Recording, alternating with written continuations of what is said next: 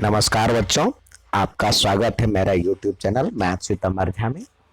आज हम mission mathematics के तहत क्लास 10th का वर्कशीट वर्कशीट लेकर के उपस्थित हूँ, जो दिनांक 17 सितंबर 2022 के लिए है। ये चैप्टर 1 का है और ये जो आज का प्रूफ है वेरी वेरी इम्पोर्टेंट है। VVI ये हर साल सवाल पूछे जाते हैं 2 या 3 नंबर के लिए।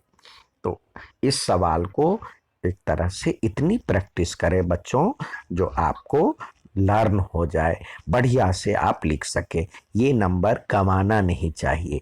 हमने इसके लिए अलग से भी वीडियो बनाया हुआ है। ये सवाल हर साल पूछा जाता है। तो आइए हम इसको प्रूफ ऑफ इरेशनलिटी यानी अपरिमेय संख्या प्रूफ करना है। वो कैसे प्रूफ करें? अपरिमेय संख्या वे संख्या जिसे पी वाई क्यू के रूप में नहीं लिखा जा सकता है, उस जहाँ पे पी और क्यू एक पूर्णांक हो, जहाँ क्यू जीरो नहीं हो, अर्थात जो परिमेय संख्या नहीं है उसे अपरिमेय संख्या कहते हैं, जिसका दशमलव प्रसार जो होता है अशांत और अनावर्ती होता है, न तो समाप्त होता है न ही पुनरावृत्ति होती है इसकी। जैसे √2 का 1.414 इस तरह से बढ़ता जाता है।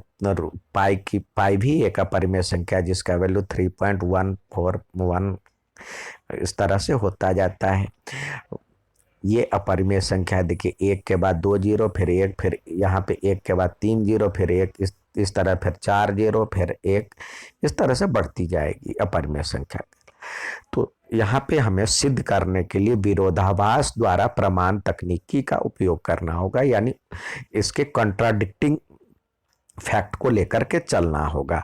जहाँ पे इसके अतिरिक्त यह प्रमेय यदि p एक अभाज्य संख्या है तथा p मतलब ए स्क्वायर पी को मतलब ए स्क्वायर p जो है ए स्क्वायर को विभाजित करती है, तो p भी ए को भी विभाजित करेगा, जहां एक धनात्मक पूर्णांक है। इसका प्रयोग करना है, ठीक है। यहाँ पे प्रूफ ऑफ कंट्राडिक्टिंग का यूज करना। Besides we also use theorem. यदि p प्राइम नंबर है और p ए स्क्वायर को डिवाइड करता है, तो p ए को भी डिवाइड करना होगा करेगा। तो ये आपको कंसेप्ट लेके चलना है। तो यहाँ पे दिया हुआ है proof of √3 is irrational number, अपरिमेय संख्या है, तो इसका अपोजिट मानेंगे। Let assume that √2 is an irrational number. जो परिमेय संख्या दिया हुआ है उसका उल्टा मानेंगे अपरिमेय संख्या। इसीलिए अपरिमेय संख्या को अपरिमेय संख्या सिद्ध करना है तो इसका उल्टा मानेंगे परिमेय संख्या है। अब परिमेय संख्या को कैसे लिखते हैं, रैशनल नंबर को कैसे लिखते हैं? √2 equal to p by q, जहां p और q पूर्णांक है और q is not equal to 0, तथा p और q जो है को प्राइम इंटीजर्स यानी परस्पर सहअभाज्य है, जहां पे जिसका मतलब सहअभाज्य मतलब होता है एक के अतिरिक्त कोई भी उभयनिष्ठ गुणनखंड नहीं है। तो अब देखिए, इसको मैथमेटिकली हम इसमें कम थोड़ा सा और भी यूज करेंगे। तो ये यहाँ तक तो आप लिखें। इसके बाद हो गया आपको √2 equal to p by q, ठीक है। अब या तो √2 क्यू इक्वल टू पी लिख सकते हैं। अब स्क्वायरिंग बोथ साइड, ये स्क्वायरिंग बोथ साइड हो गया, दोनों साइड स्क्वायर करेंगे तो ये हो जाएगा, रूट का ये हो जाएगा तो 2 और क्यू स्क्वायर बराबर में पी स्क्वायर। इसका मतलब क्या हुआ? किसी संख्या का जो है पी स्क्वायर जो है किसी संख्या के स्क्वायर का दुगुना है, यानी 2 से ये डिवाइड हो रहा है, तो ये लिखेंगे पी स्क्वायर डिवाइडेड बाई 2। यही लिखा है, 2 डिवाइड्स पी स्क्वायर, तो इसको हमने मैथमेटिकली लिख दिया। जब पी स्क्वायर 2 को डिवाइड कर रहा है तो देयरफॉर पी डिवाइडेड बाई 2, तो पी डिवाइडेड बाई मतलब 2 डिवाइड्स पी, पी किसी संख्या का दुगुना है, तो 2 डिवाइड्स पी स्क्वायर, तो 2 डिवाइड्स पी ऑल्सो। अब मान लेते हैं late P is equal to 2m, ठीक है। तो इक्वेशन वन हमारा यहाँ पे शुरू करें, जो स्क्वायर कर लेने के बाद जो आया था, तो जैसे यहाँ पे है, इसको हमने मान लिया, तो हम इसको लिख सकते हैं p के बदले late p is equal to 2m, किसी संख्या का दुगुने के बराबर है। तो फ्रॉम वन से क्या हो जाएगा, यहाँ पे आते हैं 2q स्क्वायर बराबर में लिख सकते हैं 2m का होल स्क्वायर। अब 2m यानी क्या हो जाएगा, इधर तो एज इट इज रहेगा 2q स्क्वायर, और ये हो जाएगा 4m स्क्वायर। तो यहाँ से 2 कट जाएगा, तो लिख सकते हैं यहाँ पे क्या हो गया, q स्क्वायर बराबर में 2m स्क्वायर। तो यानी q जो है q square divided by 2, that means q divided by 2। तो इस प्रकार हम क्या देखते हैं, p डिवाइडेड बाई 2 और q डिवाइडेड बाई 2, यानी p भी 2 से विभाजित हो रहा है और q भी 2 से विभाजित हो रहा है, जबकि हमने लिया था इसमें कोई भी कॉमन फैक्टर नहीं है 1 के अलावा, यानी 1 के अलावा किसी से भी कट नहीं रहा है, तो वही लिखेंगे।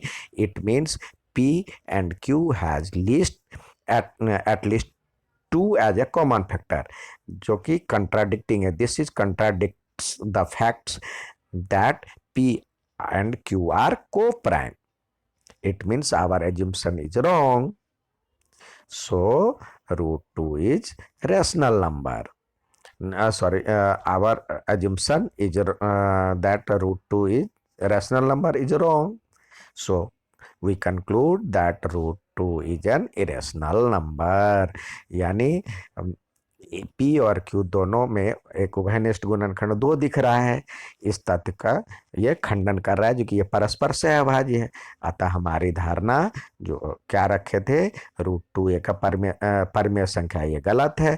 तो हम निष्कर्ष निकालते हैं कि रूट 2 एक अपरिमेय संख्या है। अब जैसे यहाँ पे रूट 3 के लिए दिया हुआ है, तो इसी यहाँ पे मानेंगे लेट, या माना कि इसका कंट्राडिक्टिंग मतलब अब उल्टा root 3 is an is a rational number, ठीक है। लेट या एज्यूम रूट 3 बराबर में p बाई क्यू या a by b, where a and b are co-prime integer।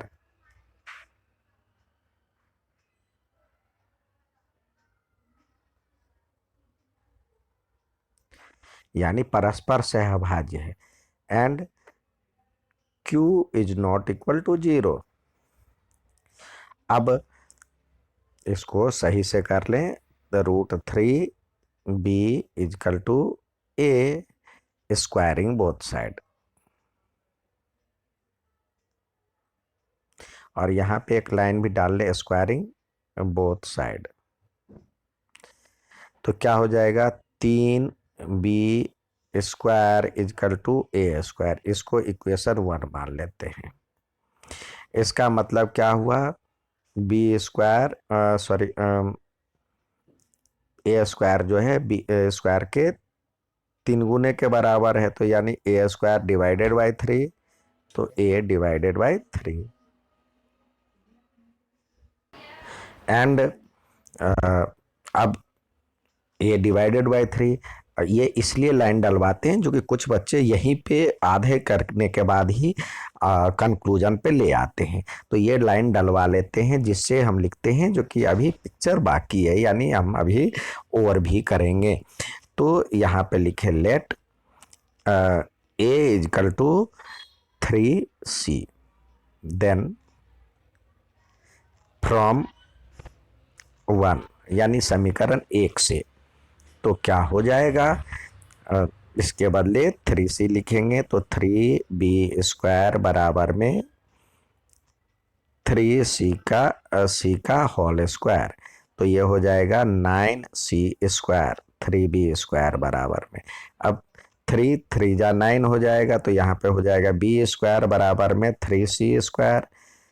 That means b divided by 3, b² divided by 3, therefore b divided by 3। तो यानी a divided by 3, b divided by 3। तो यहाँ पे लिखे a divided by 3 and b divided by 3, which is कंट्राडिक्टिंग,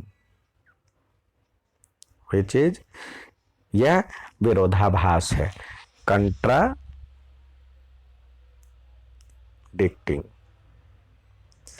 so our assumption is wrong, या हमारा मानना गलत है। So our assumption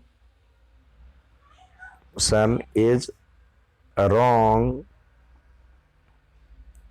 So given number is, so √3 be an irrational number है। ठीक है, इस तरह से लिखेंगे तो हमारा समय भी कम लगेगा और आसानी से याद भी हो जाएगा। इसकी बढ़िया से प्रैक्टिस करें। धन्यवाद। अच्छा लगे तो लाइक और सब्सक्राइब जरूर करें। धन्यवाद।